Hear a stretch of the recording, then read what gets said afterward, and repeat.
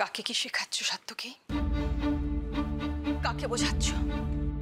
নিজের মাকে শেখাচ্ছ মা কাকে বলে? কি ভুল বলেছি ছোট মা?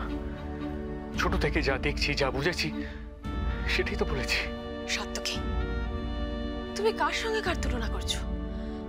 আমার সঙ্গে ওনার? তুমি জানো না আমি কে, কি আমার পরিচয়? আমি মানি না।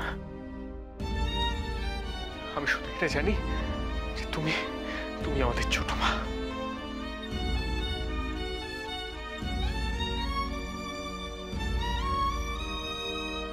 নাও, সে আবার শুরু হলো এক প্যান প্যানের নাটক।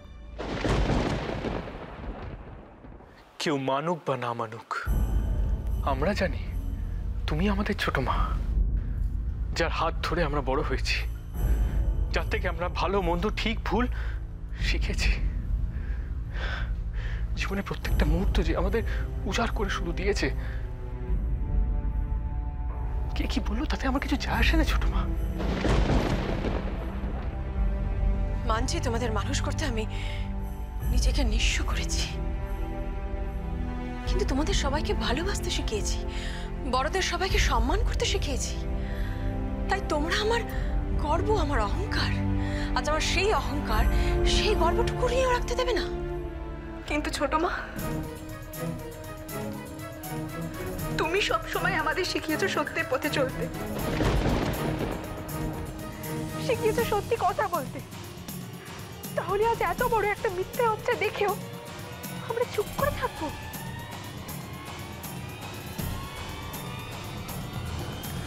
যার যখন যা খুশি তোমাকে বলবে, আর সেসব শুনেও আমরা কোনো প্রতিবাদ করব না। সম্বোধনে কি যায় আসে অলি? তাতে কি স্নেহ, মমতা, ভালোবাসা এগুলো কমে যায়?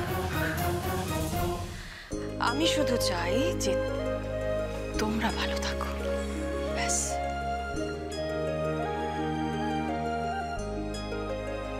আমি সাত্তকের হয়ে আপনার কাছে ক্ষমা চাইছি ম্যাডাম। বাহ, সুন্দর তো। একটা জমজমাট নাটক তৈরি করে আসল ঘটনাটাকে চাপা দিয়ে দিলে। তুমি কি বলতে চাইছো বিদিশা?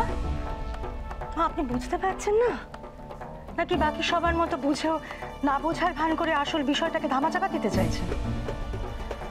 কি হেয়ালি করছো তুমি? তুমি কি বলতে চাইছো সেটা পরিষ্কার করে বলো বিদিশা। এই যে এতক্ষণ ধরে যেটা নিয়ে কথা হচ্ছিল, এত কাণ্ড, এত মানবিমান, কোম্পানি বেচে দেওয়ার কি হবে? কি হবে সেটা?